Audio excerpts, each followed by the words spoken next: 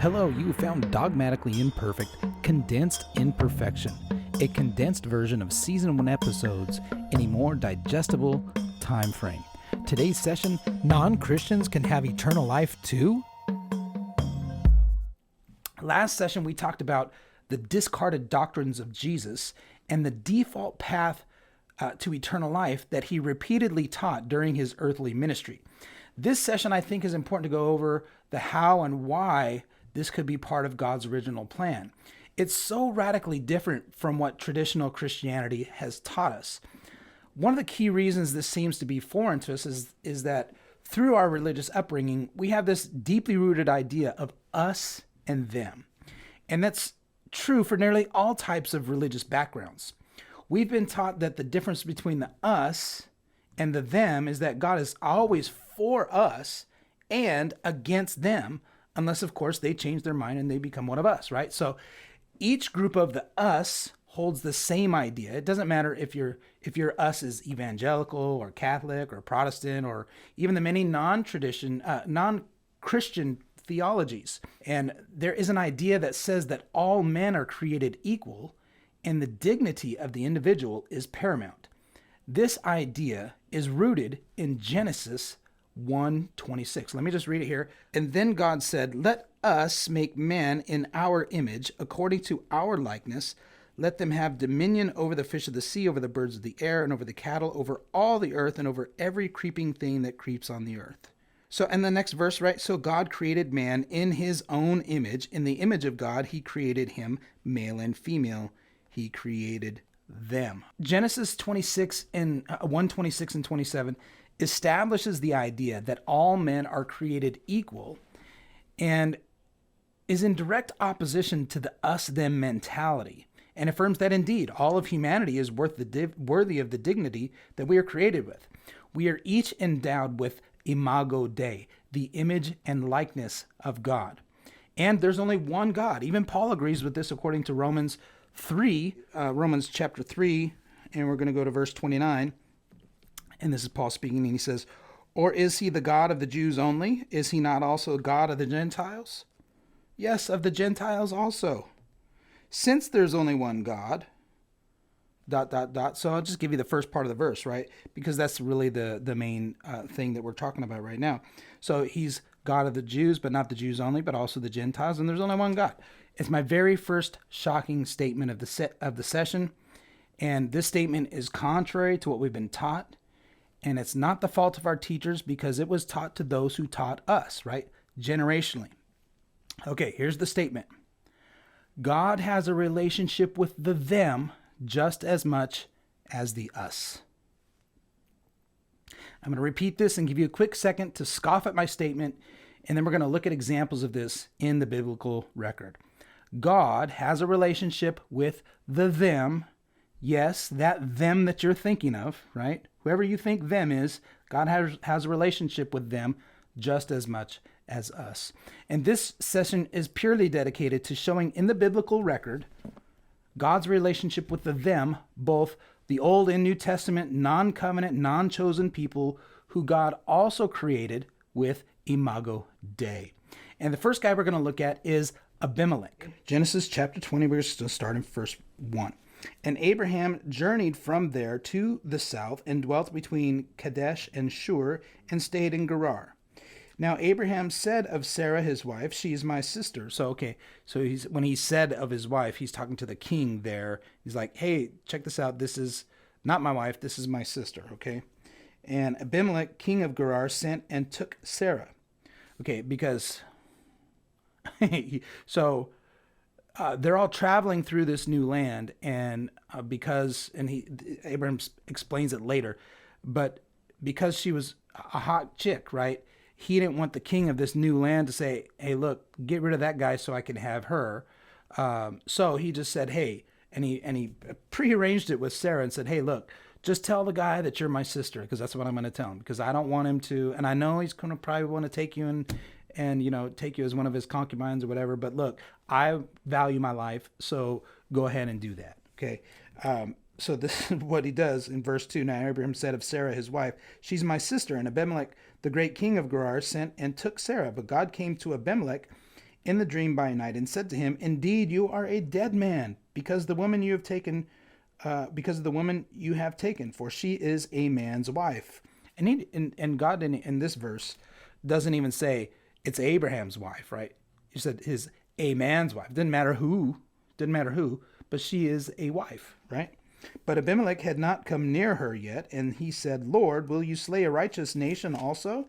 Did he not say to me, she is my sister?" And even she herself said, "He's my brother. In the integrity of my heart and the innocence of my hands, I have done this." And God said to him in a dream, "Yeah, I know that you did this in the integrity of your heart. For I also withheld you from sinning against me. Therefore, I did not let you touch her. Now, therefore, restore the man's wife, for he's a prophet." That's interesting. He's a prophet, okay? "And he will pray for you, and you shall live. But if you do not restore her, know that you shall surely die, and all who are yours." So Abimelech rose early in the morning, called his servants. Let me skip down a little bit. Abraham and Abimelech called Abraham and said to him, "What have you done to us, right? How have I offended you? And you brought this on me and my kingdom, this great sin. You've done deeds to me that ought not to be done." Then Abimelech said to Abraham, "What did you have in view that you've done this thing? Like, what did you see? What did I ever do to you for you to do something so terrible to me?" Right? And Abraham said, "Because I thought surely the fear of God." This is interesting. Okay. I want you to read, circle this verse. It is in verse 11. Okay. I'm just making a star right now myself. And we're in chapter 20, Genesis 20, verse 11. And I want you to think, does this sound familiar to any of our dogma, right? Our religious dogma. Abraham said, "Because I thought surely the fear of God is not in this place. The fear of God is not with the them," right? "They will kill me on account of my wife. But indeed, she truly is my sister, and she's the daughter of my father, but not the daughter of my mother. So she's my half-sister, right? Springer. And she became my wife. And it came to pass when God caused me to wander from my father's house that I said to her, look, this is your kindness that you should do for me in every place, wherever we go," right? This is where he set it up ahead of time. "Say of me, he is my brother." Then Abimelech took sheep, oxen, and male and female servants and gave them to Abraham, and he restored his wife to him. And Abimelech said, "See, my land is before you. Dwell wherever it pleases you." And then he said to Sarah, "Behold, I have given your brother 1,000 pieces of silver. Indeed, this vindicates you before all who are with you and before everybody." Thus she was rebuked. Okay. What a story. But the main point of this account is the biblical record of God's relationship with a perceived them. So we've established that, right? God was talking to somebody that Abraham thought was a them. Okay, so next we have a guy by the name of Melchizedek. Genesis chapter 14, what does it say, 18 through 20? It's very, very short reference, okay? "Then Melchizedek, king of Salem, brought out bread and wine. He was the priest of God Most High, and he blessed him," speaking of Abram, "and said, Blessed be Abram of God Most High, professor of heaven and earth, and blessed be God Most High, who has delivered your enemies into your hand." Melchizedek is the high priest of El Elyon, and he's not a part of the Abrahamic line, right? Obviously. This is a pre-chosen, pre-covenant person, right? El Elyon is a name of God that originates from a group of people who are not related to Abram. Yet they both recognize it's the same God that they're both referring to. Okay? Next on the list is a female. Okay, her story starts in Genesis 16. Let's just flip over. We're going to start in verse 1, and we're just going to read and see what we can see. Okay? "Now Sarai, Abram's wife, had borne him no children, and she had an Egyptian maidservant whose name was Hagar. So Sarai said to Abram, See now, the Lord has restrained me from bearing children. Please go into my maid. Perhaps I shall obtain children by her. And Abraham," I'm going to stop right here because I have written in my little side note, Abraham did his best Ray Romano impression. Deborah, what is it that you think I should do about this predicament? And Abram heeded the voice of Sarai. Then Sarai, Abram's wife, took Hagar, her handmaid, and the Egyptian, it's important that they keep saying it over and over, right? And gave her to her husband Abram to be his wife. And after Abram had dwelt 10 years in the land of Canaan. So he went into Hagar, and she conceived. And when she saw that she had conceived, her mistress became despised in her eyes. Then Sarai said to Abram, this is where it gets interesting. Sarai gets upset at Abram, right? She says, my wrong be upon you. I gave my maid into your embrace, and when she saw that she conceived, I became despised in her eyes. So so Sarah was despised in Hagar's eyes. Can't even have a kid, right? And Hagar's like rubbing her nose in it, right? And Abram's like, all I did was what you told me to. This is what you told me to do. You said go in here and do this, and that's what I did. Why am I getting in trouble, right? So Abram said to Sarai, indeed, your maid is in your hand. Do to her as you please. And when Sarai dealt harshly with her, and when Sarai dealt harshly with Hagar, she fled from her presence. I mean, it's kind of like Real Housewives of Canaan, right? So we've got these two. Anyway, you get it. So Hagar takes off, right? So I'm not going to stick around for this. Now verse 7 is when we kind of get to where we're going. Now the angel of the Lord found Hagar by a spring of water in the wilderness, by the spring on the way to Shur. And he said, Hagar, Sarai's maid, where have you come from? And where are you going to? And she said, I'm fleeing from the presence of my mistress, Sarai. And the angel of the Lord said to her, return to your mistress and submit yourself unto her hand. And the angel of the Lord said to her, I will multiply your descendants exceedingly, so they shall not be counted for multitude. And the angel of the Lord said to her, behold, you are with child, and you shall bear a son. You shall call his name Ishmael, because the Lord has heard your affliction. Interesting. He shall be a wild man. His hand shall be against every man, and every man's hand against him. And he shall dwell in the presence of all his brethren. Again, we're in Genesis chapter 16 right now, and now we're down to verse 13. Then she, Hagar, called the name of the Lord, who spoke to her, you are the God who sees. For she said, have I also here seen him who sees me? Therefore the well was called Bir Lahai Roi. Observe, it is between Kadesh and Bered. So Hagar bore Abram a son, and Abram named his son, whom Hagar bore, Ishmael. Now what we see clearly in this biblical account is that Hagar definitely had a relationship with God. A couple things to look at in this passage. If we look at verse 10, right? God promises to multiply the seed of Ishmael the same way that God promises Abraham, right? In verse 11, we see one of the very few times in all of biblical record where God names a person. I mean, I can think of 4, right? I think of Isaac, right? John the Baptist, Jesus, and the very first one, Ishmael, right? Isn't this interesting? What is interesting is that there is a completely different view of Hagar depending on who your us is, okay? I don't really know a lot about Hagar from the viewpoint outside of Christianity, so I did something new. I asked the latest AI program, ChatGPT, to tell me about Hagar from the Islamic tradition. And here was AI's response. Let me come over here and pull it up. In Islamic tradition, Hagar is highly regarded as a devout and faithful servant of God, as well as a loving and devoted mother. One of her most compelling attributes is her unwavering faith and devotion to Allah, even in the face of great adversity.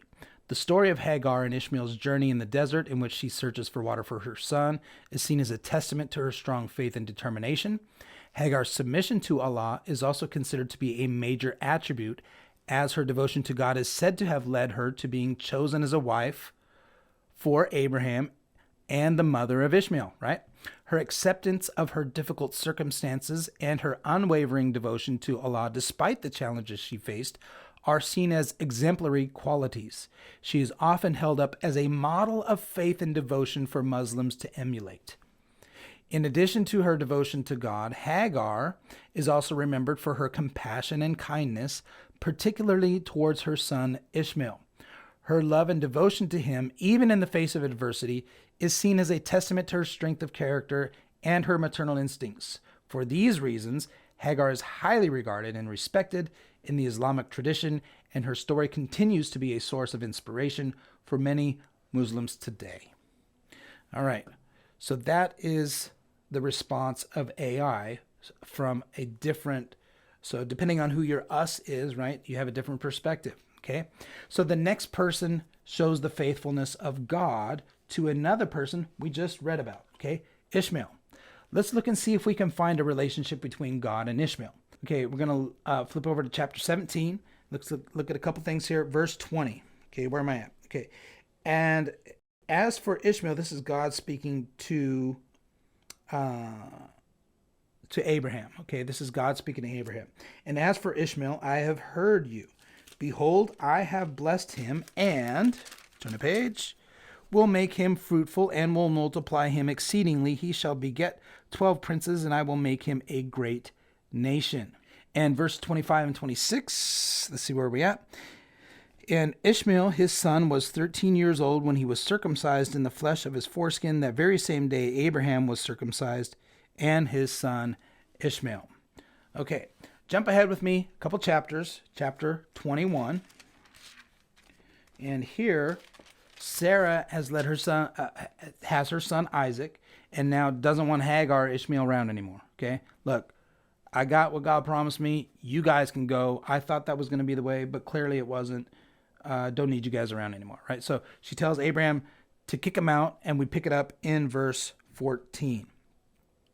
Okay, so Abraham rose early in the morning and took bread and a skin of water, and putting it on her shoulder, Hagar, meaning Hagar, right? He gave it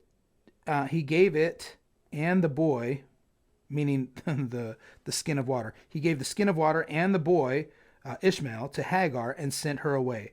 Then she departed and wandered in the wilderness of Beersheba. And the water in the skin was used up, and she placed the boy under one of the shrubs.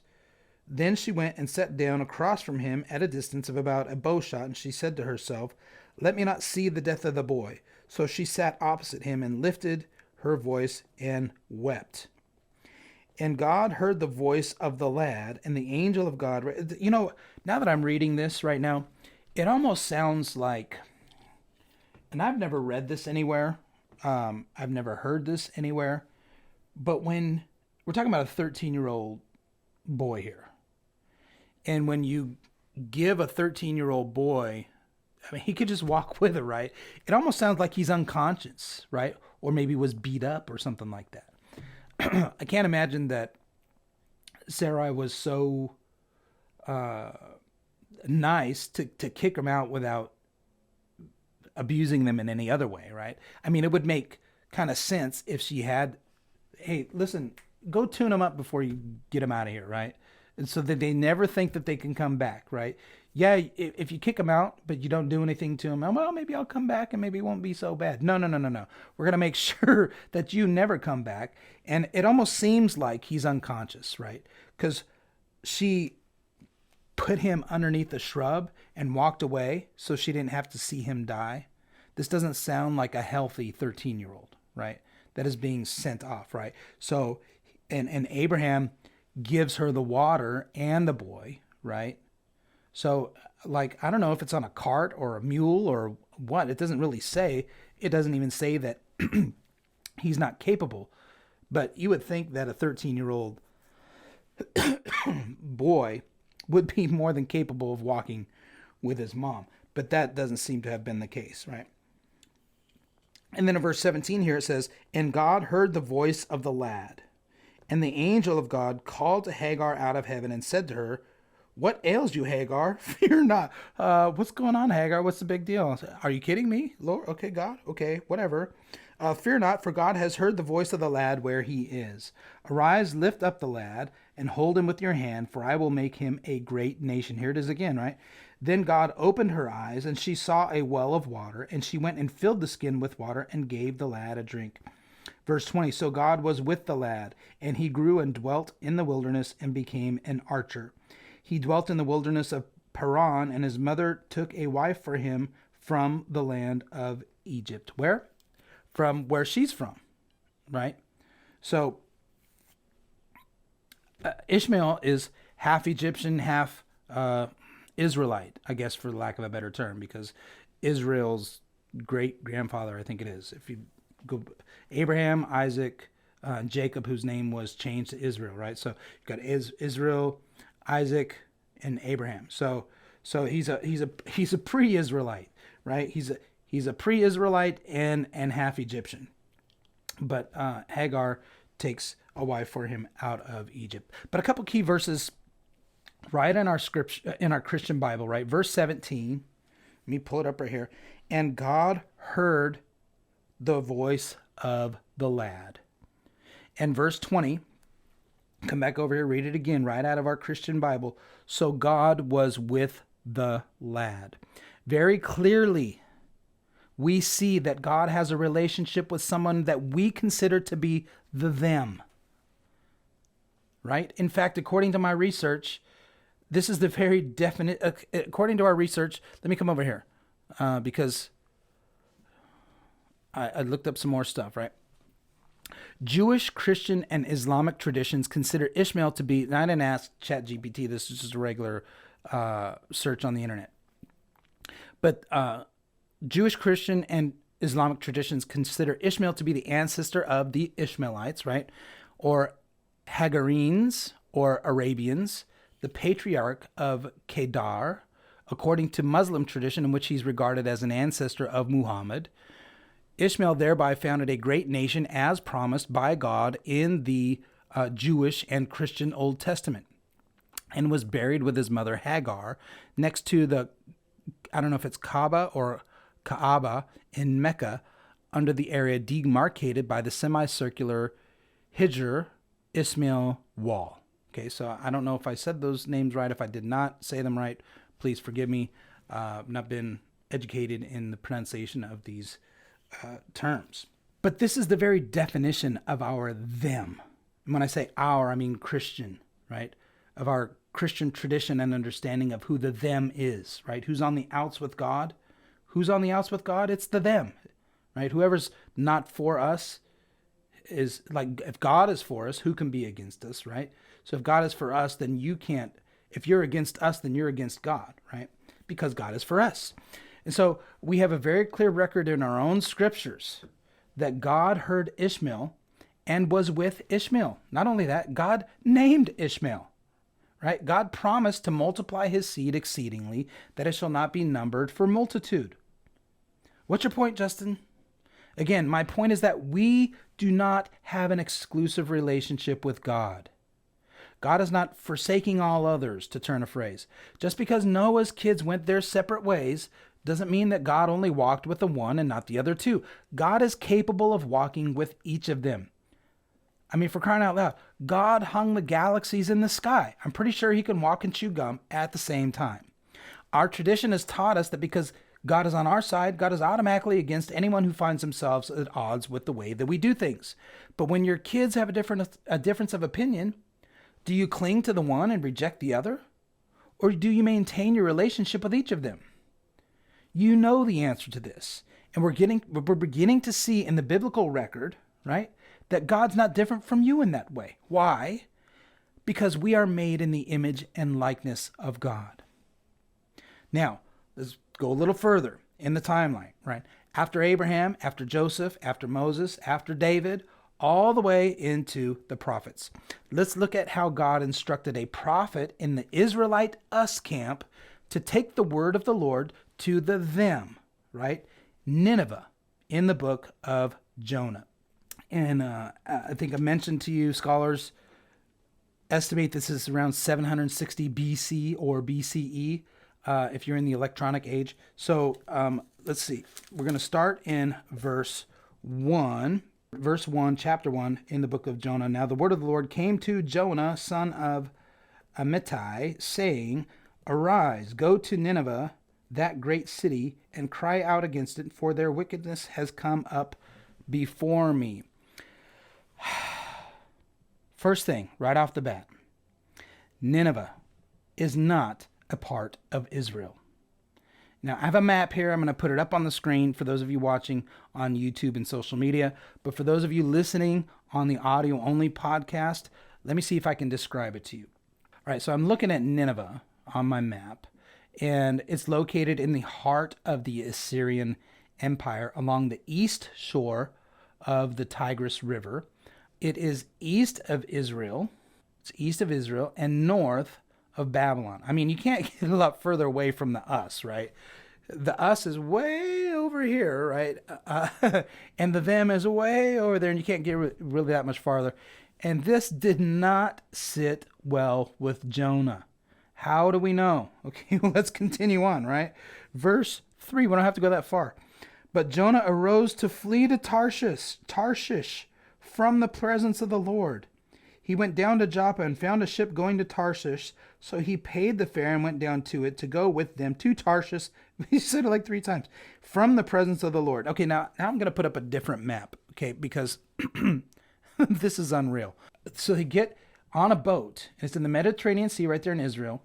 And you have to go past Greece, past Italy, past Spain. It's what's the Straits of Gibraltar? Is that what it is? It's when you go through from the Mediterranean Sea into the Atlantic Ocean. So Tarshish, according to this map, is located on the Atlantic coast. The coast of the Atlantic Ocean. I mean, when Jonah was like not messing around, he didn't want to be anywhere near this idea of going to the east. He went as far west as of the known world. I mean, he was going to fall off the edge if he believed in a flat earth, right? The flat earth society was going to be like, this is it. This is as far as it goes. You're going to fall off. Okay. And Jonah was like, I'd rather fall off the end than go to this them over here and bring the word of the Lord to these people who are not part of us. It's amazing. But of course the storm came, and I'm going to kind of summarize a little bit down here. The storm came, and the people on the boat who were also the them, right? They offloaded all their cargo to stay afloat. Even when Jonah told them it was his fault, they still didn't want to throw him overboard. Why didn't Jonah jump himself, right? So there's all this, and he's like, just throw me overboard. Well, jump, Jonah. Maybe we're trying to make me throw you overboard, right? Why make it their responsibility? The them obeyed God better than the us, right? Think about that. They refused. I mean, it took a lot for them to say, okay, Jonah, we'll throw you off because you're telling me to, right? So, then we're going to go all the way down. So we're down to verse 17. And the Lord prepared a great fish to swallow Jonah. And Jonah was in the belly of the fish 3 days and 3 nights. Of course, the fish swallows Jonah, and the fish beaches itself and vomited Jonah out on the dry land. So actually, the fish had a relationship with God and obeys God to its own death, right? Okay, chapter 3. Again, God tells, and that's what chapter 2 is all about. Chapter 3, verse 1, the word of the Lord came to Jonah a second time, saying, Arise, go to Nineveh, that great city, and preach to it the message that I tell you. Now look, it goes on to explain that it's a 3-day journey from where the fish threw him up, from there to Nineveh. But this time, Jonah makes the 3-day journey in 1 day. Lesson learned, right? Okay, I'm not gonna fool around anymore. So he gets there and he tells a story, and he relays the us message to the them of repentance, right? And what happens? Verse 5. So the people of Nineveh believed God, proclaim a fast, and put on sackcloth from the greatest to the least of them. The people believed God, right? Now what happens? We drop down to verse 10, right? So they believed God and they did all this stuff. And so what happens? Verse 10. Then God saw their what? Their works, that they turned from their evil way, and God relented from the disaster that he said he would bring upon them. He did not do it. Did this make Jonah happy? Chapter 4, verse 1. But it displeased Jonah exceedingly, and he became angry. How angry was he? He prayed to the Lord and said, Ah, Lord, was this not what I said when I was still in my country? Man, I told you were going to... This is exactly what I didn't want to have happen. We're the us. They're not the us. They're the them. Right? They're the them. And you're trying to give me the us message to the them? This ain't right, God. This is not right. I knew what was going to happen. Therefore, I fled previously to Tarshish, for I know that you are what?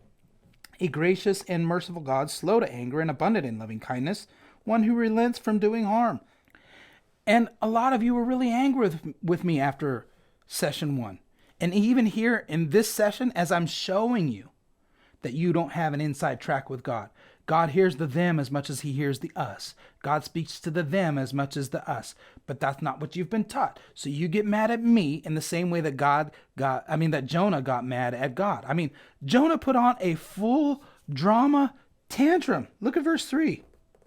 Therefore now, O Lord, please take my life from me, for it's better for me to die than to live.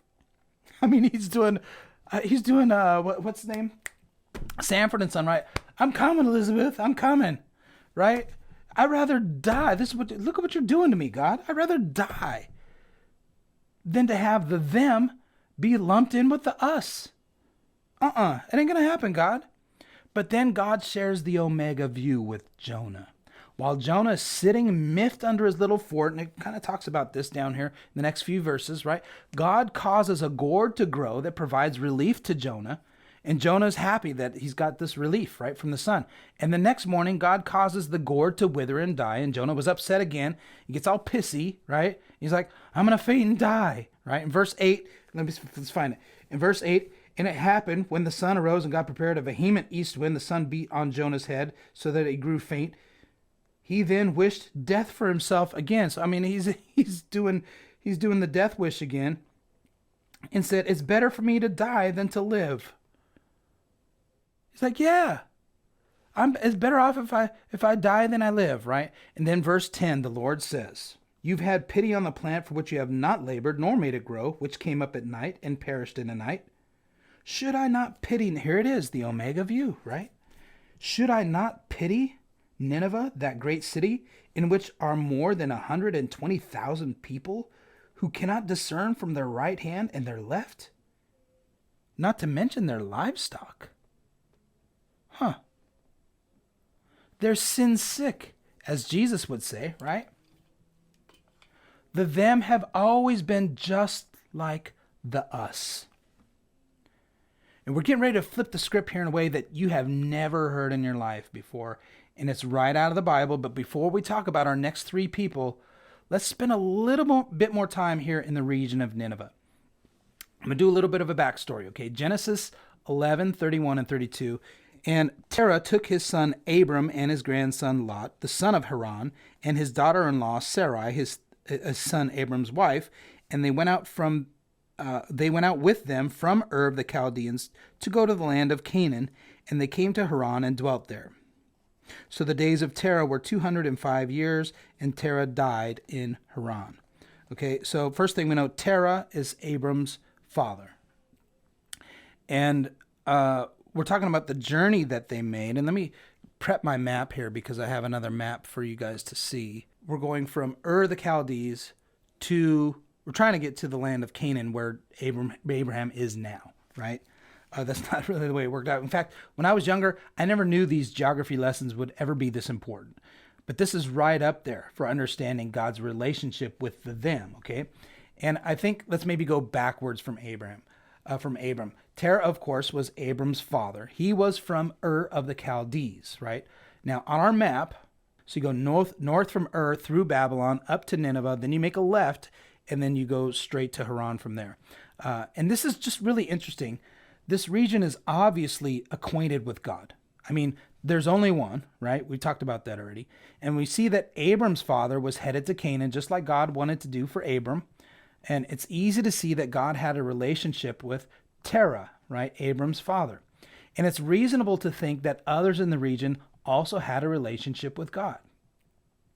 So it's just really, really interesting, this backstory. So now we're going to talk about a guy that you've probably never heard of.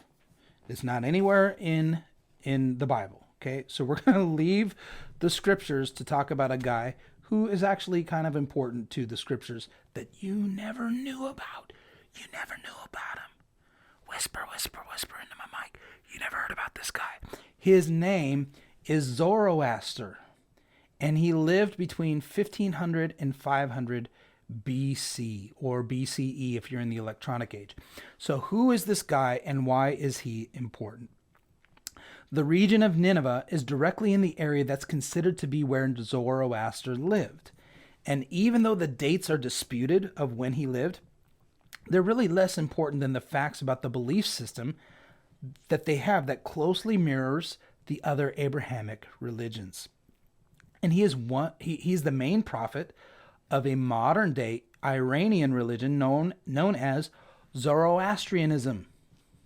I don't know how they came up with that name from the guy, but anyway, it's also a monotheistic religion that uses different names and terms for many of the same beliefs and rituals as the Israelites. But watch how these things fit together. God saw fit to send an Israelite prophet, Jonah, to the city where Zoroaster lived, right, to call them to change their mode of behavior in alignment with the one God. It follows that this call would not have been heeded unless the God of Jonah was also the God of Zoroaster. But now we're going to talk about where a them came to the us, and you never picked up on it. It's going to blow your mind, and it's between the Zoroastrian priests and the baby Jesus of Bethlehem, the Magi. When you study out who the Magi are, when you study who they were and where they came from, you find out that they are priests of the order of Zoroaster. And you also find out that they're from the region of Nineveh, from the east, right? This blew my mind. And when we think about it, we honor and sing about these priests of a different religion every single year. Well, Justin, the Magi can be translated several different ways, and scholars disagree on whether they were part of the Zoroastrian religion or the... Look. It doesn't really matter, does it? Were they Israelites from the east? No, right? So no matter how you slice it, God had a relationship with the them. And what never crosses our minds is that they were following their own prophetic writings, right? And God had a long-standing relationship with these outsiders. So much so that these three devout guys read their own God-inspired book. They knew a star was going to guide them, and they took action to follow the star. Then they finally find Jesus, right? Then the same angel of the Lord that told Mary what was going to happen appeared to these guys, right, after, and said, hey, look, don't go back this way because, Herod really wants to kill him. So the angel of the Lord warns them, the same angel of the same Lord. Think about it. And they skipped out on Herod on their way back home. Think about how deep their existing relationship with God must have been. It's very important that you take a step back from the us and view humanity from God's perspective. These 6 examples that we found right here in your Bible, right? My dad's Bible, have been hidden in plain sight to a people steeped in generations of us-them tribalism. We know from Paul that God does not differentiate between Jew and Gentile or any other form of us-them. These examples of God's connection to the them cannot be ignored. Now, I'm not telling you to embrace other religions. I'm not trying to validate other religions. I'm not even trying to discredit Christianity. I'm drawing your attention to the idea that all of humanity has developed different imperfect dogmas derived from their relationship with the same one God.